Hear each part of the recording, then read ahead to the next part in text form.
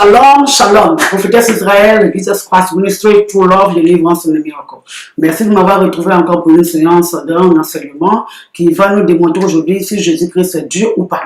Nous allons utiliser l'écriture qui est la Bible, qui est notre boussole, notre dictionnaire et notre arme. C'est ici la parole de Dieu. Et la Bible nous dit que Dieu est dans sa parole. Il est aussi la parole. C'est pour ça que nous allons utiliser la Bible pour démontrer que Jésus-Christ est Dieu. Donc avant de commencer, nous allons commencer par une prière. Donc allons-y et prions. Éternel mon Dieu, nous te disons merci Saint-Esprit. Nous nous réunissons tous les jours pour la gloire de ton nom. C'est toi le meilleur enseignant, c'est toi le meilleur guide. Par ton Saint-Esprit, viens ouvrir notre entendement. Viens nous donner le discernement parce que ta parole déclare. Par manque de connaissance, mon peuple périt. Et nous refusons de périr par manque de connaissance. Nous avons avec toi, ton Saint-Esprit qui est le meilleur enseignant. Viens nous enseigner tes préceptes, tes commandements et tes ordonnances. Viens ouvrir notre entendement. Viens ouvrir notre cœur. Dispose notre cœur à écouter ta parole et à apprendre afin de mieux te servir. En ton nom tout-puissant, nous avons prié. Amen. Amen, peuple de Dieu. Nous sommes encore de retour dans un enseignement pour démontrer que Jésus-Christ est Dieu. Comme je le disais tantôt, nous allons utiliser la Bible pour voir que Jésus-Christ est Dieu. Pour cela, nous allons partir dans le livre de la Genèse, qui est le début de toutes choses. La Genèse est le commencement de toutes choses. Donc, c'est pour ça que nous allons partir et voir dans Genèse chapitre 1, verset 26, qui dit « Faisons l'homme à notre image ». Quand tu lis que nous parlons de Dieu qui parle au pluriel, il s'en annonçait déjà. Il savait qu'il allait venir. Nous savons que dans la Bible, nous avons deux parties, l'Ancien Testament et le Nouveau Testament. L'Ancien Testament qui est la partie qui en parle du Nouveau.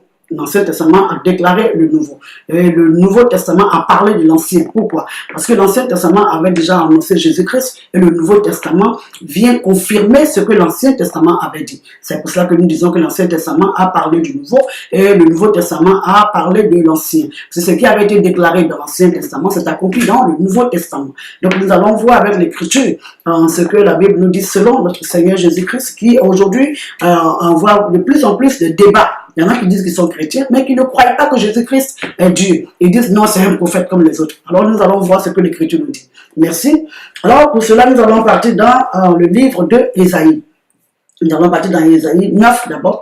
Ésaïe 9, verset 6, rapidement. Et puis on va voir dans Ésaïe 43, 10 à 11. Ésaïe 44, 6, on va voir ce que l'Écriture nous dit. Allons, on va. Ésaïe, c'est dans le livre de Ésaïe. Ok, Ésaïe 9,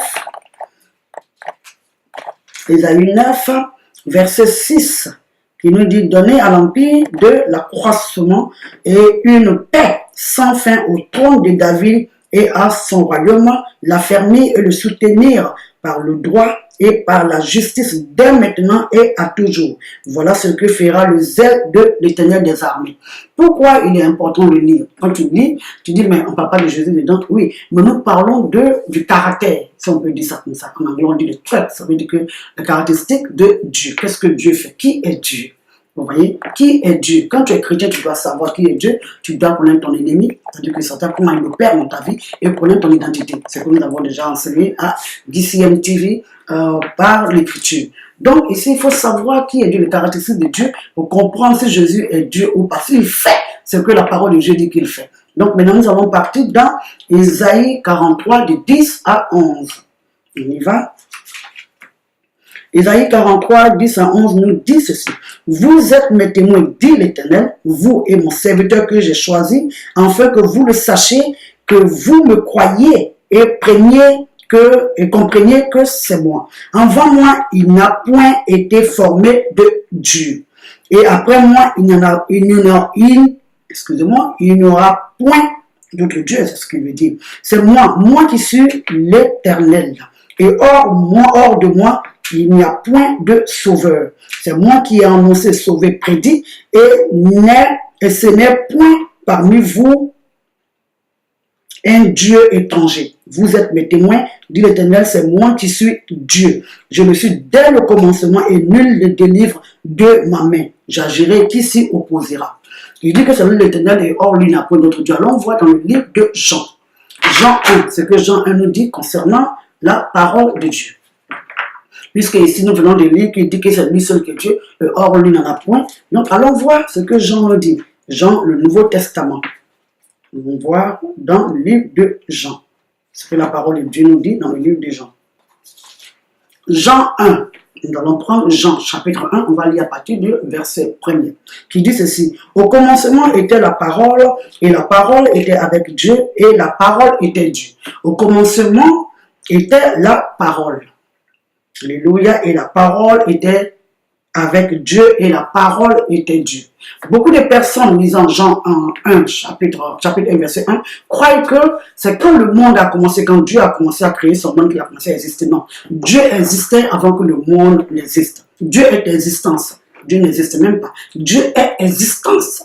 Et c'est son dessein qu'il a déployé pour que nous voyions. Il a envoyé ce qui était d'esprit en physique pour que nous comprenions qu'il est Dieu. C'était vraiment tellement bon. Il dit, bon, laisse-moi créer quelque chose. Donc, par sa parole, toute chose a été créée parce qu'il est Dieu. En lui, c'est toute l'existence. Il a déployé, il a sorti l'existence de lui pour la déployer pour que nous vivons dedans. On va continuer la lecture. Qui dit, elle était au commencement avec Dieu. Toutes choses ont été faites par elle. Et rien de ce qui a été fait n'a été fait sans elle. Nous parlons de la parole. La Bible nous dit que Jésus-Christ est la parole. Même le Coran le dit. Ici, nous allons voir l'étude entre la parole. Nous allons comparer prochainement le Dieu de la Bible et puis le Dieu du Coran. Pour voir si Allah et Dieu de la Bible sont pareils. Nous allons en parler une couleur. Il faut que nous enregistrons que ici, la Bible nous apprend que Jésus-Christ est Dieu. Car toute chose a été créée par lui. On continue la lecture. Il dit, en elle était la vie, et la vie était la lumière des hommes. La lumière, lui, dans les ténèbres, et les ténèbres ne l'ont point connu. Donc, nous retournons dans Jean, le premier chapitre, qui dit, au commencement était la parole était avec Dieu, la parole était Dieu. Et comme nous venons de lire dans le livre d'Ésaïe, il dit que lui seul est Dieu. Or, lui, il n'y a point d'autre Dieu. Donc, si nous comparons les deux, nous savons que Jésus-Christ est Dieu. Mais comme on n'a pas encore dit le nom Jésus, peut-être qu'il y en a qui vont douter. Allons-y voir ce que Jean 3, verset 16 nous dit. Jean 3, verset 16 nous dit ici que car Dieu a tant aimé le monde qu'il a donné son Fils unique, afin que quiconque croit en lui ne périsse point, mais qu'il ait la vie éternelle. Dans Isaïe, nous avons lu que la parole de Dieu vient de nous dire dans Isaïe que c'est lui seul qui délivre et personne ne peut s'y opposer quand lui délivre. Jésus-Christ est venu pour délivrer. Il est venu pour sauver. Ici, il nous dit, on l'appelle le Fils de Dieu. Vous voyez, ça confond beaucoup de personnes. Il y en a qui disent, pourquoi par ailleurs on l'appelle Fils de Dieu? Des fois lui-même il parle et puis il dit mon Dieu qui est en haut. Et puis après, il dit ici qu'il est le Fils de l'homme. Et tout ça, ça veut dire quoi? Moi, mon nom à l'état civil est Jennifer Bissou. Dieu a changé mon nom et m'a donné Israël, Abimaël, Ariel, Haché. Voilà le nom que Dieu m'a donné.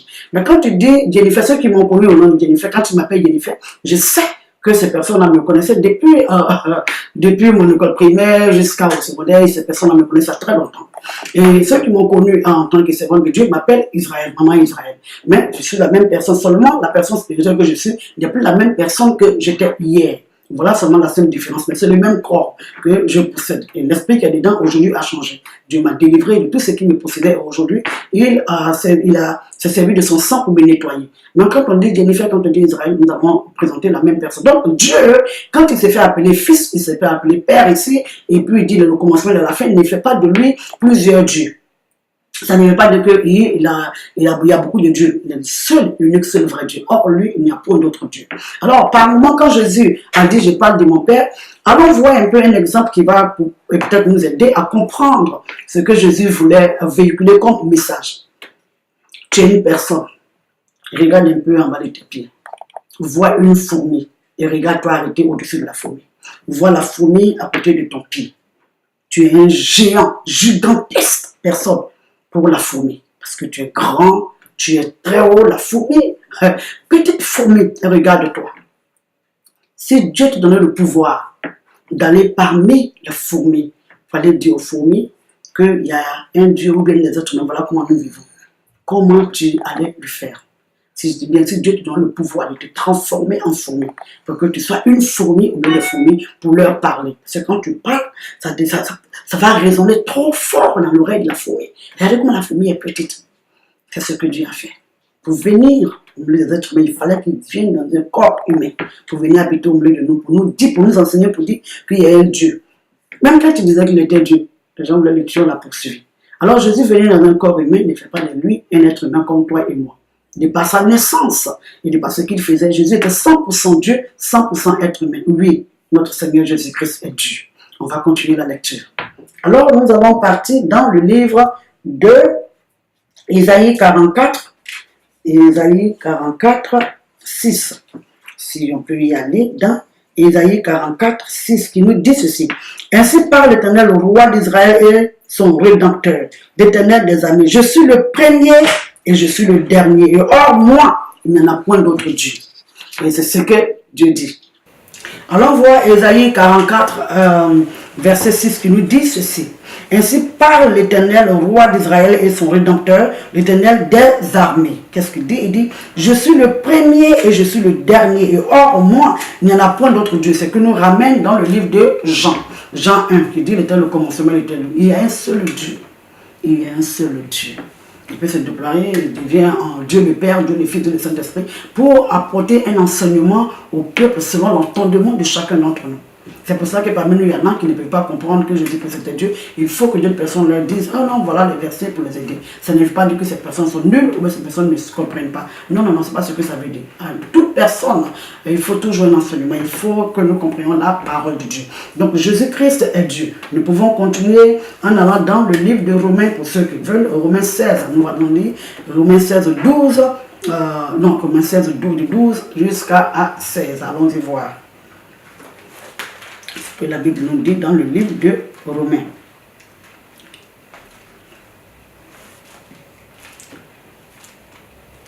Ok, Romains 16, de 12 à 16, qui nous dit ceci. Saluez, Tryphèse, si je peux le dire comme ça, et Tryphose qui travaille pour le Seigneur, saluez. Merci, est-ce que je suis là où je dois être? Je ne suis pas là où je dois être. Donc nous allons continuer dans le livre de Ésaïe. On retourne dans le livre de Ésaïe. Ésaïe 44, 24. Ésaïe 44, 24 nous dit ceci. Ésaïe 44, 24 nous dit, ainsi parle l'Éternel ton rédempteur, celui qui t'a formé dès ta naissance. Moi l'Éternel, j'ai fait toutes choses. Seul j'ai déployé les cieux, seul j'ai étendu la terre. Voilà ce qu'il dit, qui nous ramène encore toujours dans le livre de Jean 1. Il est le seul, la parole était avec Dieu et toute chose a été créée par elle. Et rien de ce qui a été fait n'a été créé sans elle. Donc si c'est l'Éternel qui nous dit ici dans le livre d'Ésaïe que c'est lui qui a déployé seul les cieux et la terre, nous parlons toujours de Jésus-Christ que nous retrouvons dans le livre des Jean. Il ne faut pas que nous soyons confus, peuple de Dieu. Nous servons un Dieu qui est réel et qu'un enfant de Dieu qui n'est pas trop sûr que Jésus-Christ est Dieu, je viens par notre Seigneur Jésus-Christ, pas que je connaisse plus que les autres, mais avec l'Écriture, selon ce qu'il nous a enseigné, pour démontrer que notre Seigneur Jésus-Christ est vraiment Dieu. On continue dans le livre de 1 Pierre. 1 Pierre 1, verset 1. On voit ce que 1 Pierre 1, verset 1 nous dit ici.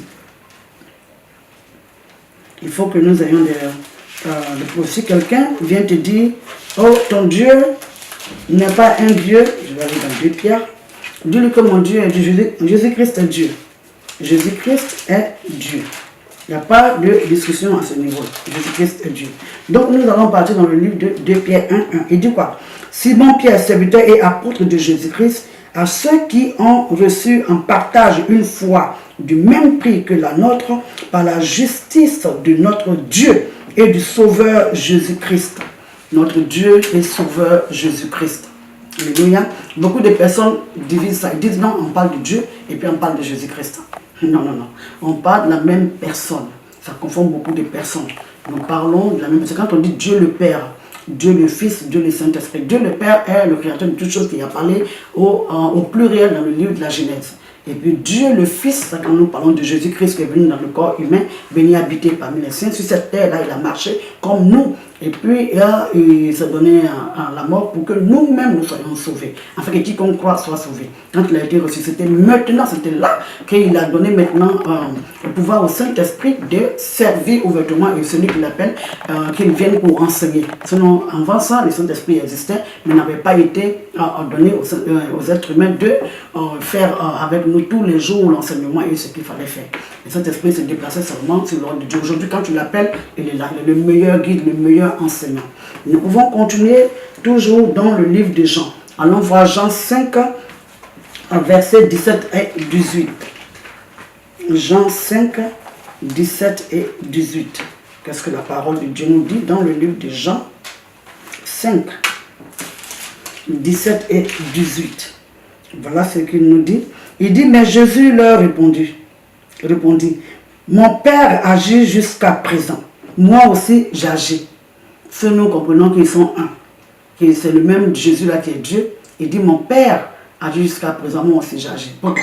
Parce qu'à cette époque-là, il était encore dans le corps humain. Il voulait montrer aux êtres humains qu'il y a un Dieu là-haut. Jésus n'est pas seulement venu dans un corps humain pour sauver l'humanité, mais il est aussi venu pour dire qu'on peut habiter ce corps-là et puis ne pas faire de péché. C'est pour ça qu'il a dit que votre Père Céleste est saint, vous aussi soyez saints. C'est une excuse quand l'enfant de Dieu dit aujourd'hui, nous ne sommes pas comme Dieu, on ne peut pas être saint comme Jésus. Je ne suis pas Dieu, hein. C'est une excuse. Parce que nous refusons de faire, de suivre le commandement et les ordonnances de Dieu. C'est ce qui nous amène à donner des versets ou bien des paroles bibliques qui nous arrangent quand nous sommes en erreur. Mais la Bible nous dit clairement que Dieu, notre Père Céleste est saint et nous invite aussi à être saints. Donc, ce n'est pas une excuse. Je pêche, c'est vrai. Nous péchons, c'est vrai, mais il ne faut pas qu'on dise que je ne suis pas Dieu. Jésus a habité, il était 100% être humain, 100% Dieu. Alors, nous allons continuer la lecture dans le livre de Jean 5, de 17 à 18. Il dit, à cause de cela, les Juifs cherchaient encore plus à le faire mourir, non seulement parce qu'il violait le sabbat, mais parce qu'il appelait Dieu son propre Père, se faisant lui-même agir égal à Dieu. Se faisait lui-même égal à Dieu. C'est la Bible qui dit, parce qu'il est égal à Dieu. Parce qu'il est Dieu. Mais à cette époque, c'était trop fort pour eux. Ils ne pouvaient pas comprendre. C'est même limiter Dieu. Vous voyez, quand on dit Dieu ne peut pas faire ça, c'est le mot ne peut pas, là, quand il s'agit de Dieu, qui me dérange un peu quelquefois. Comment un enfant de Dieu peut s'arrêter pour dire Dieu ne peut pas faire cela? Pendant que Satan que Dieu a créé, lui, il fait. Et puis le Créateur, lui, ne peut pas. Mais la création peut. Nous avons un problème, peuple de Dieu. Ça veut dire que nous ne connaissons pas le Dieu que nous appelons. Et ça, c'est un problème. Si tu ne sais pas le Dieu que tu appelles, tu ne connais pas ton Père. Alors, comment il est ton papa? Comment il est ton Père? Il faut que nous apprenions à connaître notre Dieu. Nous allons continuer la lecture, toujours dans le livre de Jean 5, verset 23. On y va. Verset 23 qui nous dit, afin que tous honorent le Fils comme ils honorent le Père. Celui qui n'honore pas le Fils n'honore pas le Père qui l'a envoyé. Si tu n'honores pas Christ, c'est que tu n'as pas honoré le Père. Vous voyez? C'est pour cela que celui qui prie et qui dit non, moi Jésus, bon j'ai pris Dieu, mais Jésus, bon je ne crois pas, c'est que tu n'es pas en train d'appeler Dieu. Je ne sais pas qui tu appelles, c'est que tu n'es pas en train d'appeler Dieu. Parce que pour appeler Dieu, c'est le sang de Jésus-Christ qui a formé aujourd'hui le ministère de la réconciliation. Par le sang de Jésus que tu as été sauvé, c'est au travers de Jésus-Christ que tu atteins Dieu, comme il a dit. Ils disent, nul n'arrive au Père seulement que par moi, parce qu'il est Dieu. Jésus-Christ n'est pas d'intermédiaire entre lui et nous, non. C'est lui l'intermédiaire par son sang entre nous et Dieu, parce qu'il est Dieu. Mais entre lui et nous, il n'y a pas d'intermédiaire. Alors, quiconque appelle quelqu'un d'autre qui dit que je dois appeler la personne pour que la personne ne passe toucher Jésus-Christ, je ne sais pas d'où la personne sort cela. Mais la parole de Dieu ne nous dit pas cela. Il dit, nul n'arrive au Père que par lui. Il est Dieu. On continue la lecture dans le livre de Jean, on va aller dans Jean 8. On continue. Ce que la parole de Dieu nous dit dans le livre de Jean 8, 58. Allons voir Jean 8, 58. Qui nous dit ceci. Il dit, Jésus leur dit, en vérité, je vous le dis. Avant qu'Abraham fût, je suis. Avant qu'Abraham fût, je suis. Il n'a pas dit j'étais et je serai. Je suis. Le mot Yahweh veut dire je suis. Alors, Jésus-Christ est Dieu. Il était le commencement, il est toujours la fin. Or, il n'y a point d'autre Dieu. Avant qu'Abraham fût, Jésus suis. Il dit je suis. Je suis. Celui qui écoute cette parole va encore prendre ta parole, la parole de Dieu, va prier et demande à Dieu qui il est.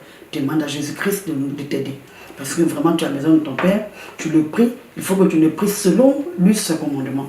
Pas selon le commandement d'un être humain, ou ce que nous attendons. Il est à nous de prendre notre enseignement au sérieux, notre relation personnelle avec Jésus-Christ au sérieux pour mieux servir notre Père. On continue, si vous voulez bien, dans le livre de Jean 14. Jean 14, de 6 à 7. Qu'est-ce que Jean 14, de 6 à 7 nous dit? Jean 14, 6 et 7 nous dit, Jésus lui dit, je suis le chemin, la vérité et la vie. Nul ne vient au Père que par moi. Si vous me connaissiez, vous connaîtriez aussi mon Père. Et dès maintenant, vous le connaissez et vous l'avez vu. Je continue un peu. Philippe lui dit, Seigneur, montre-nous le Père et cela nous suffit. Jésus lui dit, il y a si longtemps que je suis avec vous. Et tu ne m'as pas connu, Philippe. Tu ne m'as pas connu, Philippe. Il dit, celui qui m'a vu a vu le Père. Comment dis-tu, montre-nous le Père? Il y a longtemps que je suis avec vous. Il y a longtemps que je suis avec vous. Comment dis-tu que montre-nous le Père? Peuple de Dieu. On veut servir Dieu quand on le sert dans la vérité parce que Jésus-Christ est la vérité. Il est le chemin. Nous allons aller parler un peu de ce qu'il dit. Il dit en vérité, je suis le chemin, la vérité et la vie. Nous n'allons pas tout rentrer dans ça parce qu'une fois, dans un autre enseignement, nous allons décortiquer ce qui est de la vie et ce qui est la mort. Mort spirituelle comme mort physique. Mais pour l'heure, il faut que nous enregistrons et que nous rappelons au peuple de Dieu que celui qui n'est pas avec Jésus-Christ ne vit pas. Celui qui n'est pas avec Jésus-Christ n'a pas Dieu. Il ne faut pas qu'on ait peur de le dire. Tu n'as pas Jésus, tu n'as pas Dieu. Tu n'as pas Jésus-Christ avec toi, tu n'as pas Dieu. Peuple de Dieu, n'ayons pas peur. Chrétiens, chrétiennes, prenons courage et n'ayons pas peur. Celui qui n'a pas Jésus, il n'a pas Dieu. Et nous allons aussi parler aussi de la tolérance religieuse, de la tolérance traditionnelle, qui trompe beaucoup d'enfants de Dieu, qui dit non, c'est mon frère, il n'a pas de problème, il est comme ça. Non, tu es chrétien ou tu n'es pas chrétien. Celui qui n'est pas avec nous et contre nous, c'est ce que la parole de Dieu nous a dit. Alors Jésus-Christ est Dieu. Nous allons mettre fin à cet enseignement d'aujourd'hui et puis reprendre une autre fois par la grâce de Dieu. Avant de terminer, allons prier. Éternel, nous te disons merci, Esprit de Dieu vivant. Merci de nous avoir éclairés. Merci de nous avoir parlé. Merci de nous avoir guidés et de nous avoir enseignés. Seigneur, touche le cœur et que ta parole soit écrite, éternel mon Dieu, sur la table de notre cœur, afin de mieux te servir. Viens dispasser cette parole, éclairer tes enfants et toucher les âmes.